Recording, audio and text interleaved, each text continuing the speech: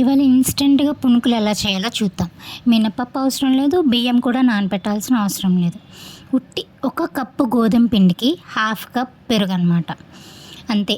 ఆ గోధుమ పిండిలో కొంచెం ఉప్పు, జీలకర్ర, కొత్తిమీర, ఈ పెరుగు వేసుకొని కొంచెం నీళ్ళు వేసుకొని బాగా కలుపుకోండి. పునుకులు బ్యాటర్ ఎలా కావాలో అలాగా కలిపిన తర్వాత మూత పెట్టేసి ఒక 2 మినిట్స్ టు 3 మినిట్స్ అంతే మూత పెట్టేసి తీసేసి కొంచెం సోడా యాడ్ చేయండి. సోడా యాడ్ చేసేసి బాగా కలిపేసి వేడి వేడి నూనెలో చిన్ని పునుకులు వేయండి.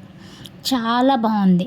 చూడండి, పైనంతా క్రిస్పీగా, లోపలంతా జ్యూసీగా, సాఫ్టీగా ఉంది. చాలా అంటే చాలా బాగుంది. మీరు కూడా ట్రై చేయండి. ఇలాగ మనకి కాంబినేషన్ ఉల్లి చట్నీ, ఇలాగా బండి పచ్చడి, దానిపైన పునుకుల పైన కారప్పొడి, ఉల్లిపాయలు అన్నీ నంచుకొని తింటే పప్పా! టేస్ట్ సూపర్‌గా ఉందండి. మీరు కూడా ట్రై చేయండి. చాలా అంటే చాలా బాగుంది. ఏం ఆర్భాటం పడక్కర్లే.